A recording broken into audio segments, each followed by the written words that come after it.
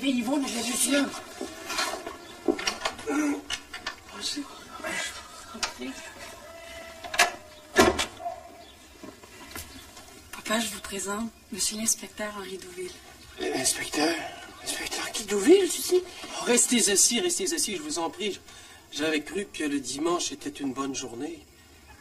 C'est l'inspecteur d'école dont je vous avais parlé, Monsieur Douville.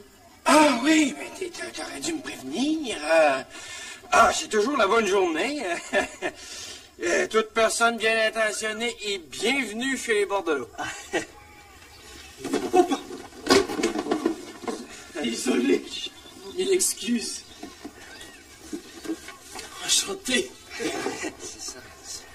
Ce ne sont que des petits cadeaux, n'est-ce pas? Des babioles, réellement, que je me suis permis d'apporter.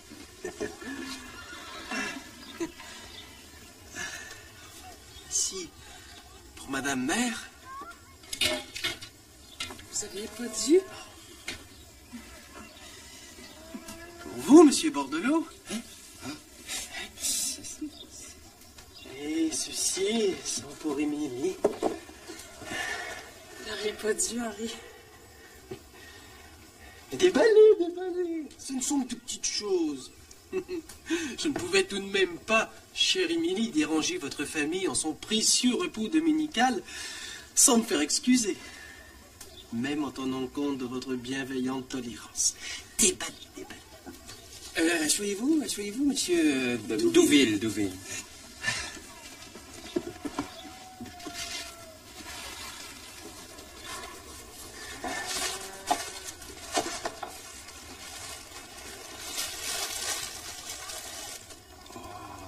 Pour mettre les poids de senteur. Cela embaume les tiroirs. Vous auriez pas dû, merci, Monsieur Douville. Puis votre papa. Une pipe en véritable bruyère. Cela vient directement de Belgique. Franchement. Ne me remerciez pas, c'est moi qui vous dois reconnaissance. Et vous, Émilie? Merci beaucoup. Des mouchoirs. Regardez dans le coin. Oui. LB. Émilie Bordelot. Vos initiales. J'ai pu les faire broder par une merveilleuse couturière de Trois-Rivières. Regardez comme elle a la main délicate. Ah oui. Merci. Et les autres, maintenant?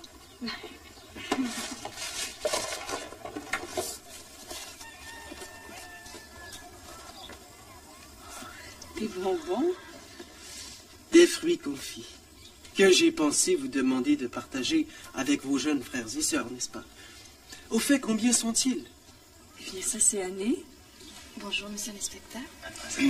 Et puis, il y a Edwidge, Leda, Emilien, Napoléon et puis Honoré. Vous allez les rencontrer tout à l'heure. Ils sont dehors, vous comprenez, par un beau temps pareil. Ah oui! Quel bel été nous avons, n'est-ce pas, Monsieur Bordelot? Ah oui. Un album? Oui. Ce sont les plus belles images de Paris. Ces grands monuments, n'est-ce pas? Ces prodiges d'architecture. Selon les gravures des meilleurs artistes français. Regarde, papa. Notre-Dame. Ah oui? Ah ben, ça doit être ça.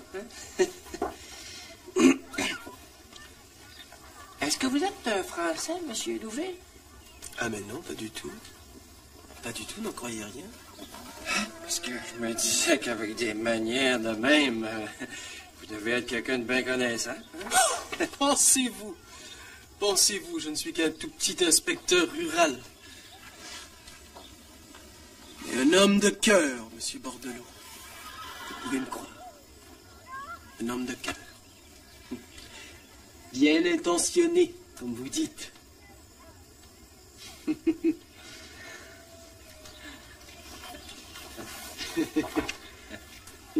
Savez-vous pourquoi j'ai dit à votre père, en le rencontrant tout à l'heure, que je lui étais reconnaissant? Vous le pensiez, je suppose? En fait, c'est à votre père et à votre mère que je suis reconnaissant.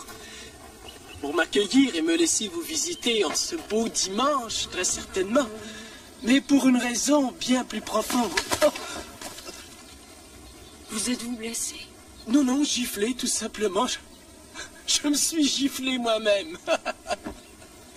Pour m'assurer sans doute que je ne rêvais pas. Et que j'avais bien réellement le bonheur de vous accompagner dans cette promenade sous bois. Comme je tentais maladroitement de vous expliquer, mon principal motif de reconnaissance, c'est vous. Vous-même. Moi? Parfaitement. Jamais depuis ma plus tendre enfance ai-je osé rêver que je pourrais un jour rencontrer une âme si proche. Enfin, une âme dont les appétits, les goûts naturels soient si semblables aux miens. Et cela, c'est à vos parents que je le dois, puisqu'ils vous ont fait tel que vous êtes, tel que je vous découvre. Je leur dois beaucoup, en effet.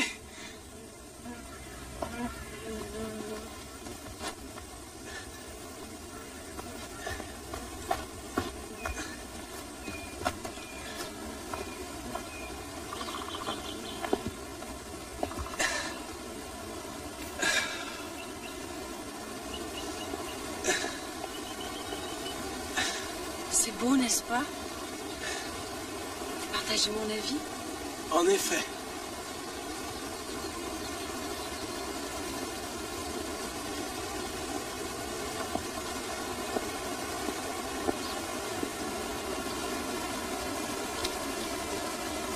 Émilie, n'y allez pas! Pourquoi? Ces pierres sont couvertes d'emprunts, vous pourriez glisser! Mais je fais attention. Venez, on va se tenir par la main. Oh non, que non! Je préfère rester à l'arrière. S'il arrivait quelque chose, je pourrais au moins vous tendre une perche au lieu de glisser avec vous. Ne vous attardez pas trop et surtout n'avancez plus, c'est vraiment très dangereux. Eh bien, moi, je n'ai pas peur. Ça fait beaucoup de bruit, mais il n'y a pas de risque. Venez. Émilie, ne me faites pas languir, je vous prie, revenez, n'insistez pas. Les mystiques, de toute façon, me rendent la vie infernale. Venez, je vous prie.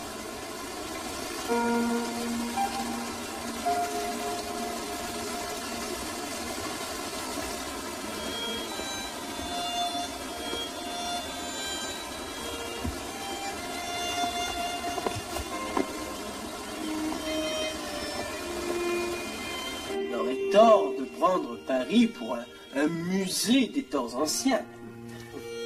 Car, à côté de toutes ces merveilles, le génie français a su rassembler les meilleurs exemples du modernisme.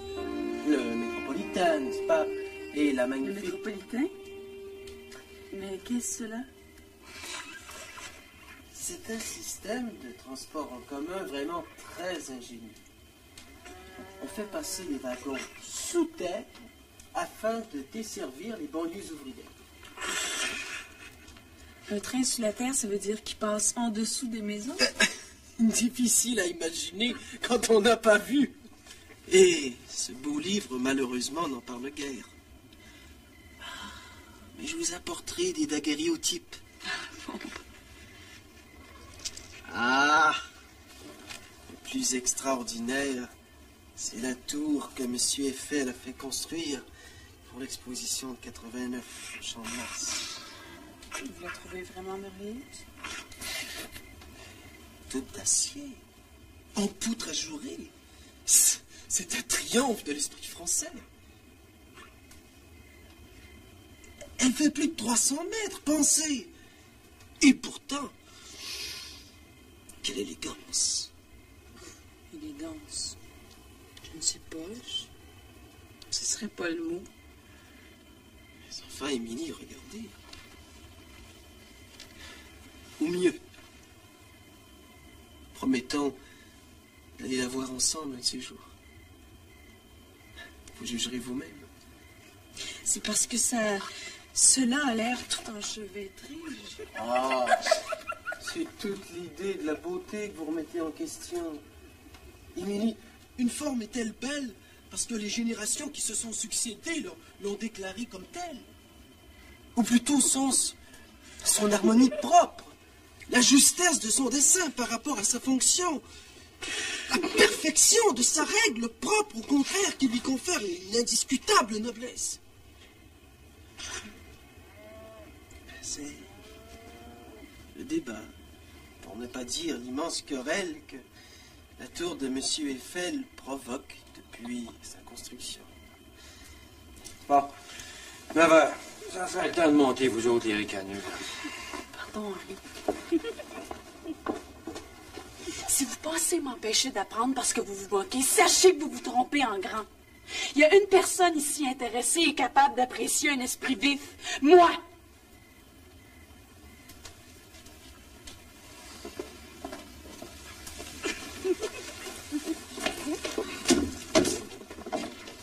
Je m'excuse, Henri. Alors, on parlait de la tour Eiffel? Oui. Alors, comme je vous disais...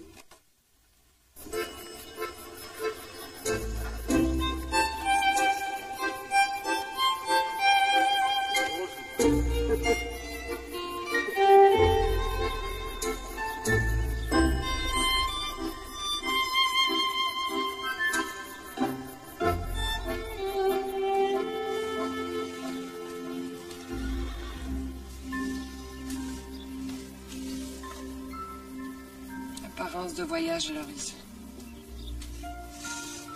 Cependant, ça, elle est loin. C'est des petits.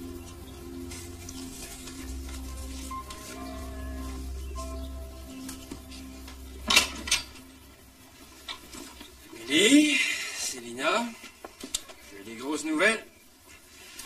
Monsieur Douville a mis ses gants blancs. A mis ses gants blancs pour te demander en mariage, Émilie. Ça fait que j'ai répondu comme de raison que j'acceptais, si t'acceptais toi aussi. Parce que c'est ta vie à toi, puis c'est à toi de décider. Mais il paraît que tu serais déjà au courant. Cela vient du fond de mon cœur, Émilie, vous pouvez m'en croire. Peut-être aurait-il mieux valu attendre encore un peu, mais mon sentiment ne saura jamais être plus clair et plus ferme que maintenant. C'est à toi de dire. Eh bien, je vais avoir 21 ans en décembre et je vais faire encore une année à Saint-Tite. Mais si Henri veut bien attendre, comme il m'a dit qu'il pensait, je crois que je vais dire oui. Ça nous donne le temps de se connaître. Puis un mariage en 1900, ça ferait qu'on saurait toujours à quel anniversaire on serait rendu. Je suis contente pour toi. Ben, félicitations, Henri. Permettez que je vous appelle Henri, hein? Il va falloir s'habituer maintenant, là. Mais comment donc? Je vous promets, monsieur Bordelot, que je serai toujours le gendre le plus dévoué et le plus fidèle. J'aimerai votre fille jusqu'à ma mort.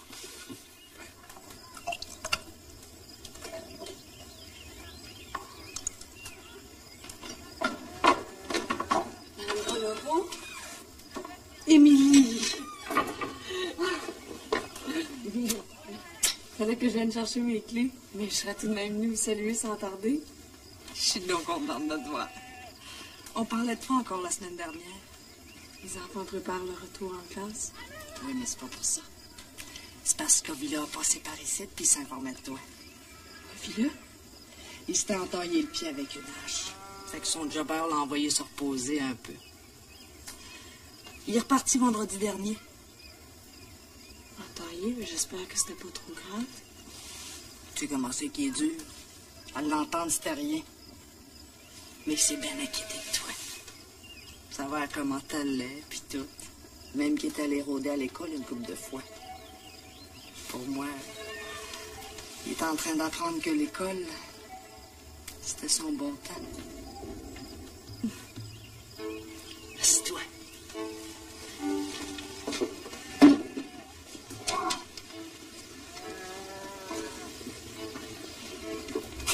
Merci.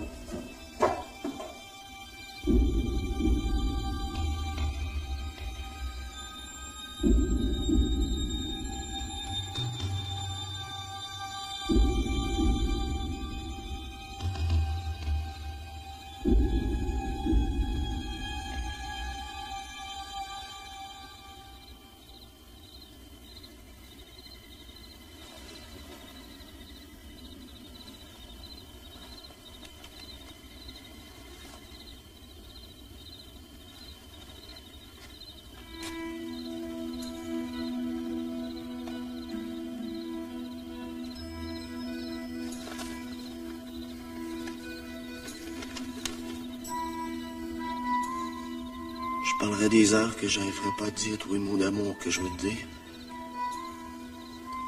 Surtout, je pourrais jamais te demander tous les pardons que je veux te demander. Je t'ai dit tes bêtises tellement bêtes. C'était juste parce que j'avais mal. Je savais pas comment faire.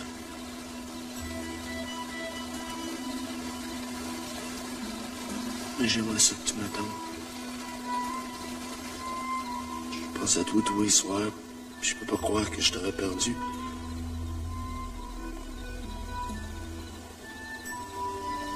Ici, le chantier avance vite. C'est le plus gros barrage qu'on n'aura pas vu. Il va fournir assez d'électricité pour toute une ville. Puis à moi, il va donner assez d'argent pour retourner commencer une belle vie par chez nous. Avec toi. C'est pour toi que je sauve mes pièces. Écris-moi et puis je vais t'écrire aussi. Tu toujours tes cheveux longs. Fais-tu encore des tresses quand t'es fatigué? Je m'ennuie tout le temps. Tellement de toi.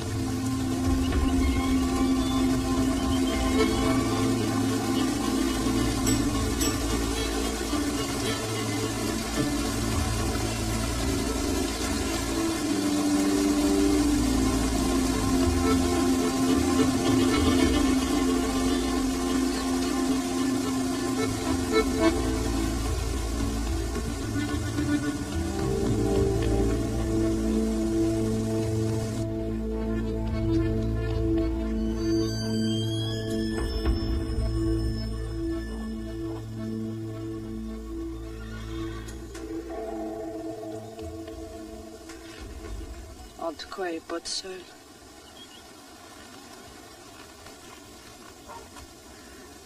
Elle dort tranquille. Ses frères sont là pour prendre soin d'elle.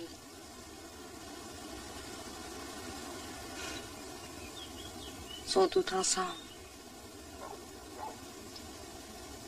Les deux premiers. Puis la dernière.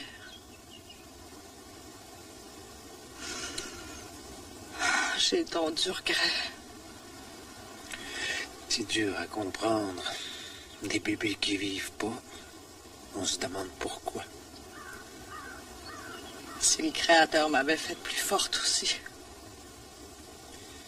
On peut le remercier qu'il nous ait laissé les autres. Le remercier qu'il soit pas venu te chercher.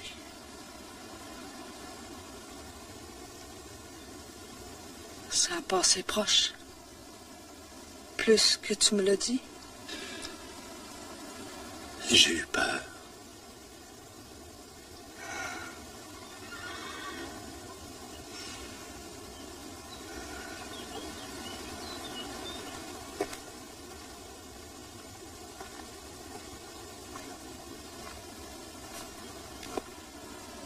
C'est elle qui prie pour nous autres maintenant.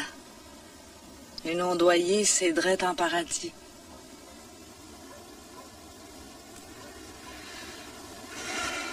Je suis contente d'être venue. Moi aussi. Tout l'hiver, je me suis demandé si j'aurais jamais le courage. Si vous étiez pas passé, je sais pas si j'aurais osé venir.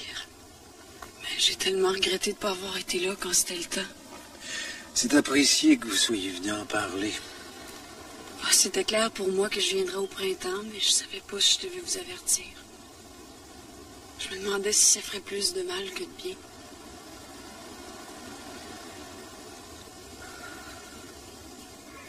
Elle est à sa place.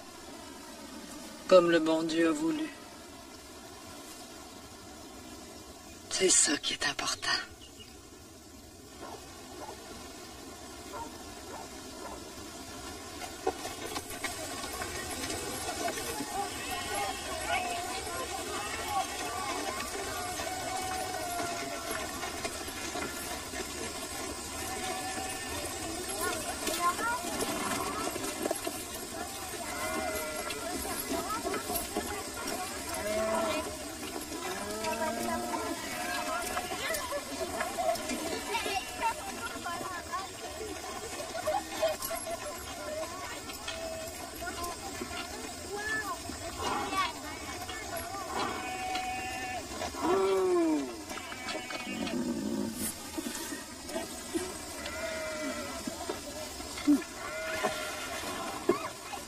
Trouvez-vous ça raisonnable, vous, mademoiselle, qu'un homme comme moi qui a fait 6 garçons en soit rendu à se demander qui c'est qui va lui donner un coup de main pour les travaux de la ferme? Edmond, c'est des chevaux. Ovid puis Lazare, ben, ça va être à notre charge toute notre vie. Puis les petits, ils sont trop petits. Puis le seul qui aurait pu faire quelque chose pour nous autres, ben, il a pris le bois sans rien demander à personne. Parce qu'il ne nous a pas avertis d'avance plus que vous. En venant du cimetière, il m'a dit « Je retourne plus, je monte dans le bois. » C'est tout. Pas plus de discussion que ça. Alors que tout le monde était à terre de chagrin. Mademoiselle Bordelot, le bon Dieu a peut-être un plan, comme a dit elle, là. Mais c'est dur de voir clair dedans. La moitié du trouble vient parce qu'on ne veut pas accepter. Tu sais, ça comme moi de cité. Pas de place dans la vie. C'est comme la couleur du temps qui fait. C'est pas nous autres qui décident.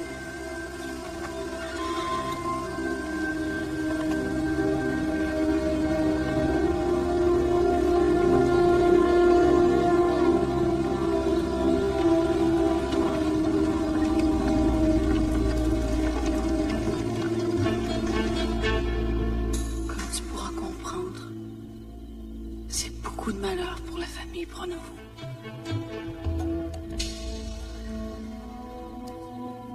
J'ai bien peur que Villa et moi se soit terminé. Il m'a pas écrit un mot en 7 mois. Il aurait eu le temps de se déchoquer, il me semble.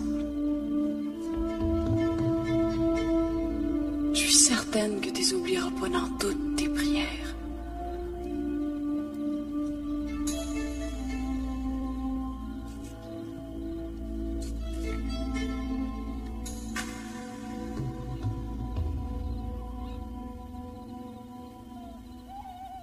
Prie surtout pour lui. Parce que moi, je le comprends pas.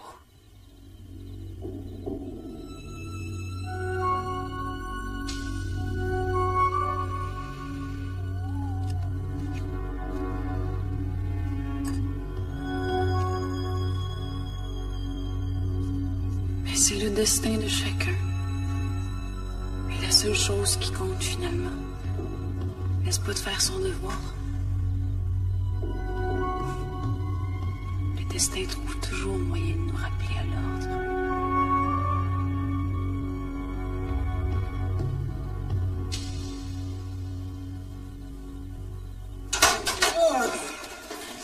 Bonjour, messieurs l'inspecteur! Salutations, chers enfants, et salutations, chère mademoiselle. Veuillez vous asseoir.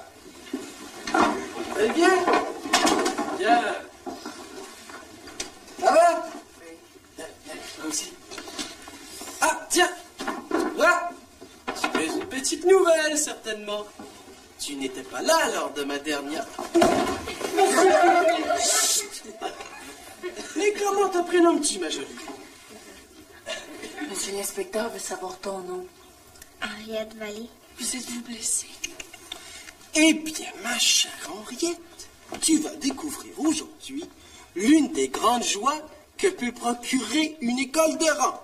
Le spectacle que fournit la visite de l'inspecteur. Une joie rare, comme tu vas pouvoir l'apprécier. Alors, valeureux combattants de la guerre à l'ignorance, à vos postes. Fourbissez vos armes, nous allons entreprendre la célèbre dictée. Ah, à vos cahiers et à vos crayons.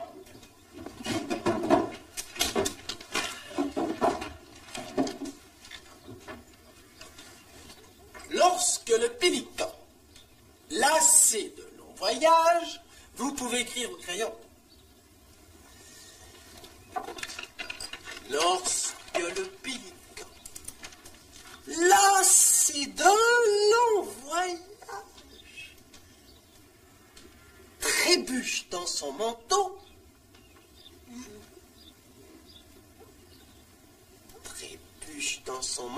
pour avoir trop bourlingué. J'ai dit bourlinguer, un mot d'argot toléré par l'Académie. Trébuche dans son manteau pour avoir trop bourlingué. Il est toujours convenable de lui offrir une bonne tasse de thé. Quoi? Écrivez, c'est bien la dictée de lui offrir une bonne tasse de thé. Paragraphe.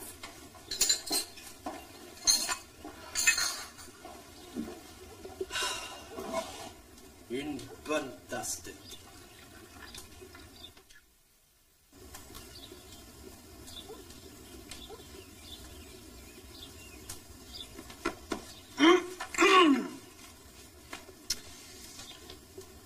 Vos mathématiques